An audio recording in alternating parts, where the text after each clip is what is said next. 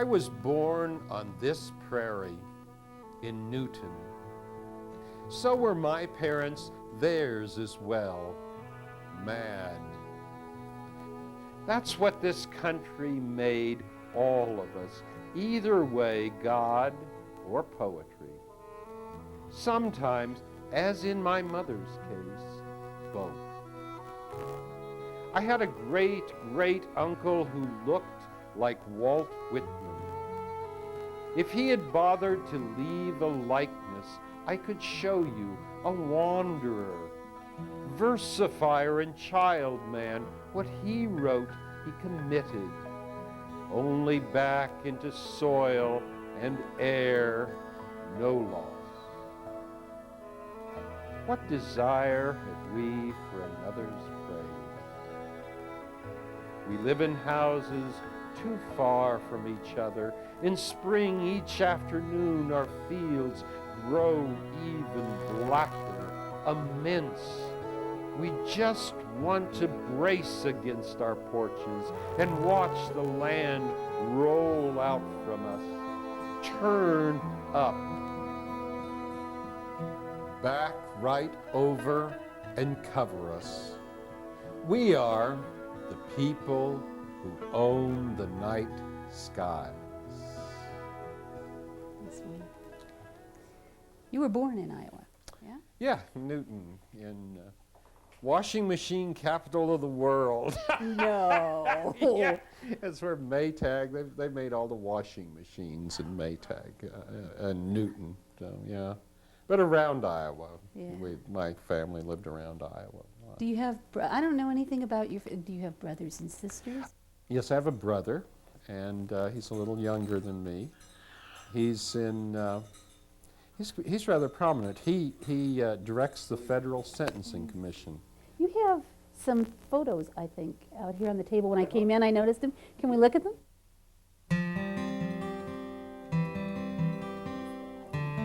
Over here? Yeah. Well, What let have me you see. got? Various people. This is my grandfather, Kramer, and my grandmother. Now, he was an interesting man. He had beautiful handwriting. And he went to school with Palmer Method. But he had a better handwriting. He had this gorgeous handwriting. And the great thing about him is that he sold large portions of California to the town of Adrian, Minnesota, and almost got lynched. I was just going to say, is that a legal thing to do? Well, you can't sell they pieces had all of- they had during the 1920s. They had these get-rich-quick schemes. The idea was that Sir Francis Drake had come to California and had claimed it. California belonged to the estate of Sir Francis Drake. So you bought out the estate of Sir Francis Drake, and then you could sell, you know, San Francisco. You could pick it up for a few $100. The only thing that saved him was that he believed it too, so he bought into it. They would have killed Oh me. my God! Who's that? This is my father, and I think that's taken in the early 30s with his Dodge car. Look at that Gatsby look, huh? Yeah, the that's great Gatsby. true. He was. The white duck pants and the mansion in the background and the roadster. They went to college, but just to party and to play ball. Well, things haven't changed a bit, have they? He was a baseball player, and then he came back and he warned me never to go to college. He said, "You won't learn anything in college." Did he really say that? Well, he didn't learn anything, so.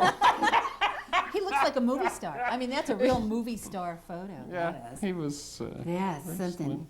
Golly. And then who you got? I got. Yeah, who's that? That's my mother and brother.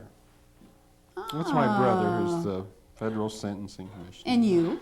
Me, and that's my mother. And the. Oh, is your mother's not Yes. alive? Is she yes, still alive? she's still living. She'll be my. 81 in next week. Boy, she doesn't look 81. No, she's been sick all of her life, so she's very healthy. I mean, that's the way it goes, you know. The Yeah. people who never have Yeah. anything wrong with them, you know, drop dead one day early. And the people who've complained all their lives that they don't feel well have taken such care of themselves that they can go on, you know, forever. When did your father die? He died in 1975. You have a beautiful, simple, moving poem about the death of a parent called The Covered Bridge. The Covered Bridge. Would you read that? Oh, sure. Thanks. Hear that. Yeah, when your parent dies the first parent dies, your life changes, doesn't it? The Covered Bridge. I came here once with a young girl possessed by a woman's body. However, since she was so firm a Catholic, I never touched her. Saying little, we leaned a while over this thin, clear stream, then went home. That summer I married someone else, and she too, I've heard, happily. This fall, I'm 36. A single clot of blood this week killed my father. Ever clearer, ever thinner, our rivulet just barely runs. And one night, some damned kid burned down our bridge.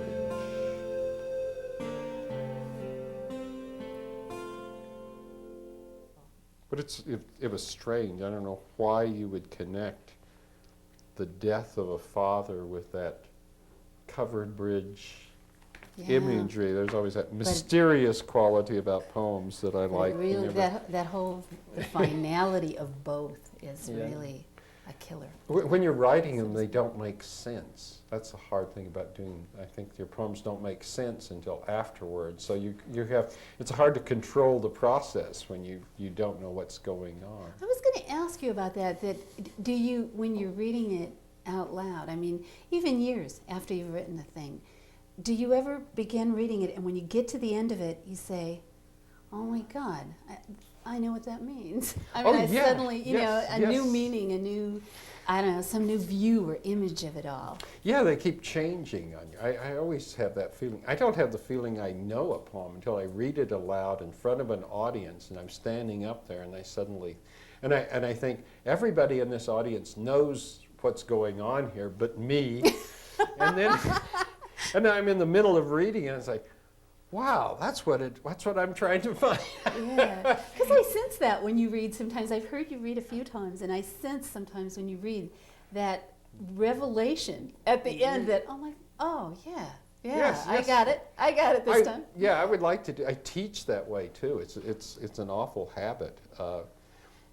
You know, I believe in intuition, in inspiration. So and the students say, "Do you prepare for these classes at all?" I say, "Yes, I do, but I don't sit down and write these notes. I sort of generally know what's going to happen, and then anything can happen. So I always like to make discoveries, and poems do that in a wonderful way." Talking about inspiration, I am looking around and I'm seeing a wonderful bit of inspiration in that cage. And I think there are some inspirations around here running around our feet. Where's our puppies? Ralph. We have a Ralph. Ralph's in here. I hear Ralph. Ralph, our gray. Hey, come here. Ralph. Look at here. Inspiration. They'll all come, yes. Yeah. All of our dogs. Well, we want them to do that. And parrots. Come on in. These are beautiful. Can you introduce This them? is Topper. Topper and I are friends here. This is Ralph. Ralph is a rescue greyhound, and he's a great dog. And who comes there? And that's Hood. Topper is sort of my dog, and Hood is Patricia's dog. Ralph is everybody's dog. And who is in the cage? It's a Moluccan cockatoo. Come on, baby. Yeah. And when he gets shy, you'll put his feathers. He's great. He loves music. He loves opera, and he'll sing. He won't sing now for an audience, but he loves to sing. He'll sing Yankee Doodle. He does a great jazz rendition of Yankee Doodle, London Bridge. She loves London Bridge. Falling down, falling down. That's right. All of these animals, what do they mean to you in your life? I mean, what do they add? What do they add to your life? A lot of work.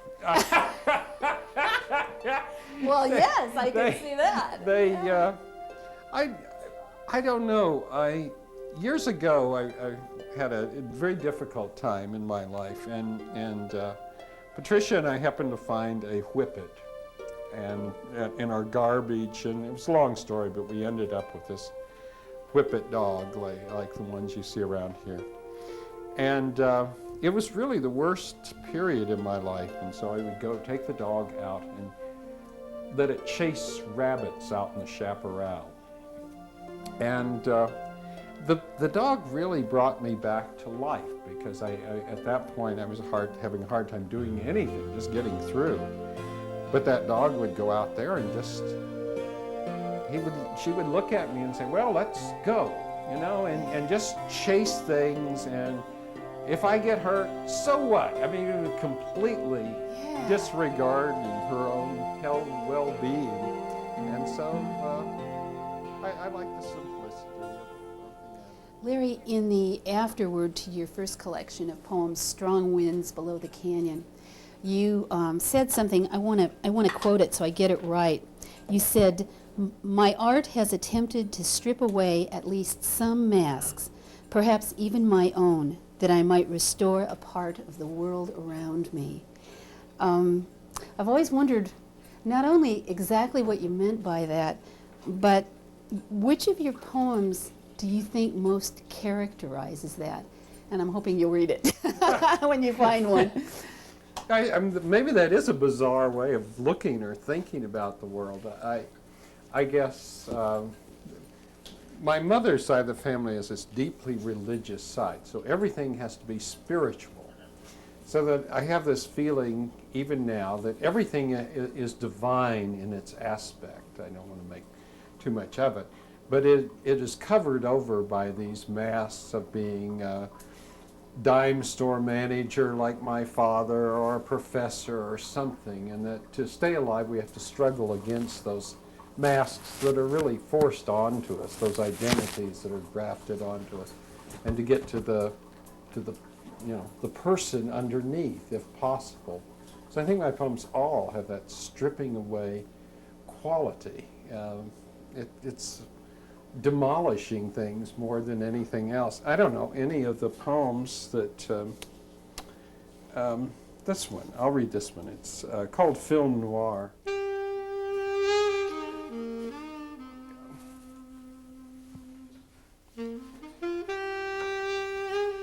Okay, Film Noir.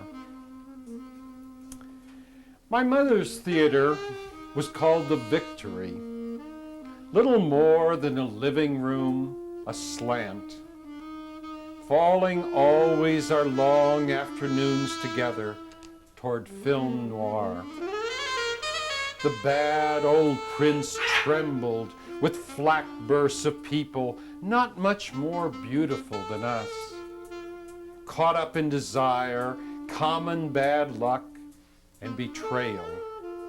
But worse, I thought, talking endlessly about what never was their power, a simple, right thing to do.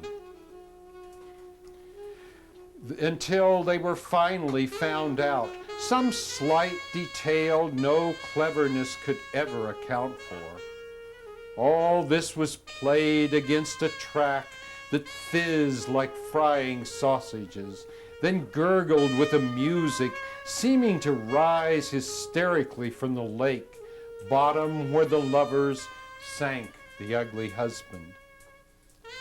My mother quietly cried, and we went out the smoldering exit into a sun so close it seemed to have declared night everywhere else and was easing down to kill the town of us. Toward my father, too white, happy and innocent, somehow in the metal of his starched shirts, who always I could see in my mother's face disappointed. We walked slowly, waving strongly at the shoe clerk, who had bowed graciously before me, fitting my cowboy boots. Elaborate designs of black and white, heels narrow as my mother's. Who had said as I wobbled, "Now, just look, you are a man." That same sandy-haired man, surely handsome as a star, only a few months later, for the failed love of an unnamed woman, to the immense surprise of my mother, would cut his throat.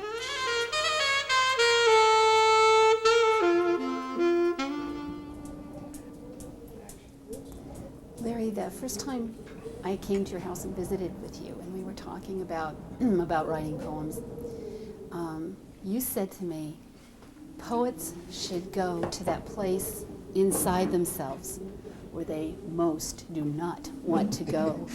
And it would be from that place that their best poems would come.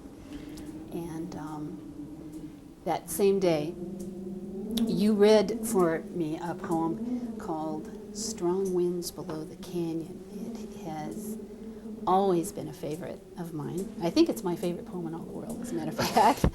And at the time you read it, I was tremendously moved. I still am every time I read it. I would like you to read it if you would. And then I'd like to know, are you still moved? And what are your feelings about it now when you read it and experience it? Okay. Yeah, the best advice, most helpful advice I ever got about writing was from a friend of mine, John Anderson, who teaches, a very good poet, teaches at the University of Arizona. But I was a student there, and he said, "What are you afraid of, and what do you trust to save you?" And I knew that that's the way he wrote poems, and I thought about that. That's what I mean about going into that area, because it's dangerous to go into that area. But if you never go into it, you just remain in a state of fear throughout your life. Usually when you go into it, you see that there was very little to be afraid of. And so I've tried to make my life, as I think all of us would, more fearless as you go through life. Strong winds below the canyons. Like a rubber tire, another night bears down. The wind turns around. Now its first piston, striking the chaparral, rolls back the chilling fog. I come toward the window. A moon suddenly fills. How plain my life has become. How terrible. Below my city composes, a wheel laid out by Latter-day Saints, a Zion of exhilarating violence, driving so many men toward murder. On any week behind the hills, coyotes dig up some vague remains. A dog drags home a human skull. Thus even now is a snowy arm and fist thrust skyward off Mount San Bernardino. My face, luminous through the broad window, impresses itself on thousands upon thousands of low houses that descend like steps toward the sea. On ponds, we once appeared naked and we shone. Then we suffered so easily a wind's gentle erasure. Love, remember our true country? We gathered blueberries from Puritan graves. My hat full, we turned back through the amber light, then softened into evenings that were watery green. There, beyond the congruence of old house and rapids, on ancient ruts of syrup wagons, drawing us through abandoned apple trees, bears twisted, then tore into bonsai, we found a way, disconnected, often completely obscured, that always further on, doubling back and doubling back, would appear again, would never, though losing purpose, end. And when against the midnight cold we made love, when rats began to drum on the low tin ceilings, we heard only each other. Tonight you hold your face aside in strict profile, recalling the coins I collected as a child. They were foreign, the poor alloy of nations overrun, one curiously large pre-war cent. Like us, they came to represent values lost. Love, I pressed toward you my own grave image, struck on the smog-silvered air of San Bernardino. Now when we speak, or even touch, it is metal against metal.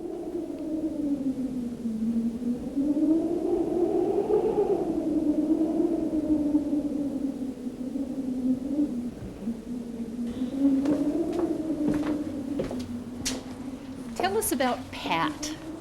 About Pat, well, we've been together, long time, since 1980. We've been living together, married. And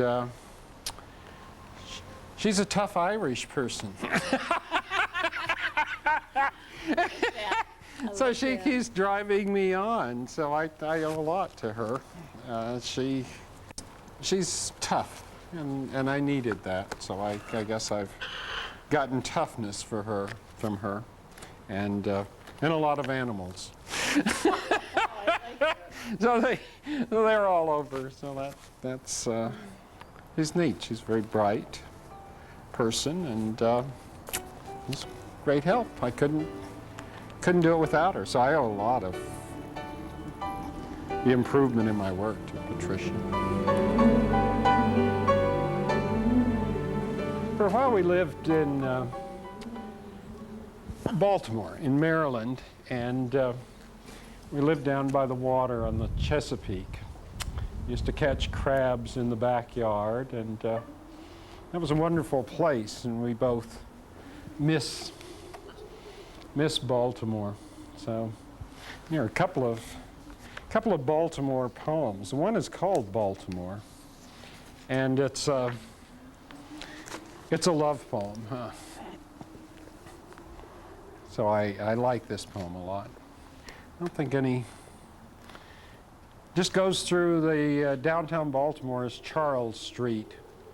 And it's a little portrait of Charles Street. And when you go down, there's a lot of ruins of canneries and things down by the water.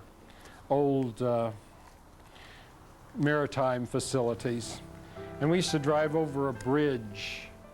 And this is about going over the bridge and looking down at that gray water below, where they catch crabs. Baltimore. We think we're more than where we are. We're wrong.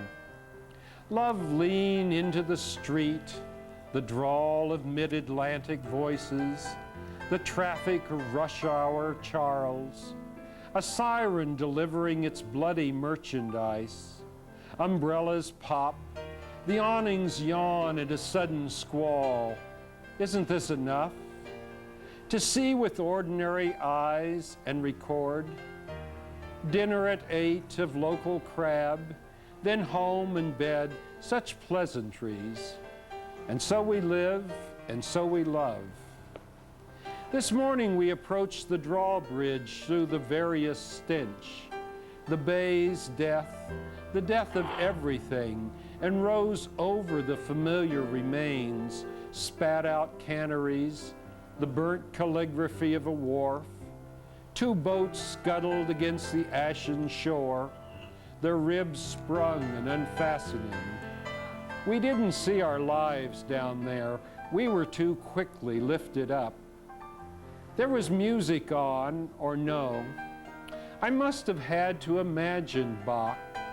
or some voice more than words against the tires, thumbing on the waffled grid, fibrillations like a distressed heart, the sense, the silence between us, the irremediable waters, our own sad lives' infirmities. Downward everything was gray or black, except one woven white hat moving along the tidal flat, a crabman, an ancient rhythm tending the fire orange and yellow markers of his traps. I'm beginning to understand that poem. This is a poem about our backyard, actually, there. It's called November, and we had a blue heron that we would watch, and it got colder and colder, and the crabs move out. There's nothing that I can see to eat for this blue heron, and it just would hang around, and it got colder and colder, and I got more and more concerned about it and watching it, until I saw, of course, that the blue heron was me, or I hope us. So the poem is called November. The blue crabs have long since eased sideways out of the creek, out of the river into the bay's obscure passages, and stilled to paving stones. The great blue heron who lorded the surfaces glittering with minnows, pinioned the reed clumps that sang with the ripple of small lives, has taken the vow of silence. Once the summer's awakener, who summoned us up at dawn with a cry like a human being slaughtered, now he hunches at the mouth's long spit, a promontory like the scholar poet on Chinese scroll paintings, seeing everything and nothing. What holds him beyond the last cold wind to the very last? What hope can he see in the bronzed, leaf-rubbled waters, but the serene, immovably disillusioned, one remaining life, the steel of his own blade figure? You like that?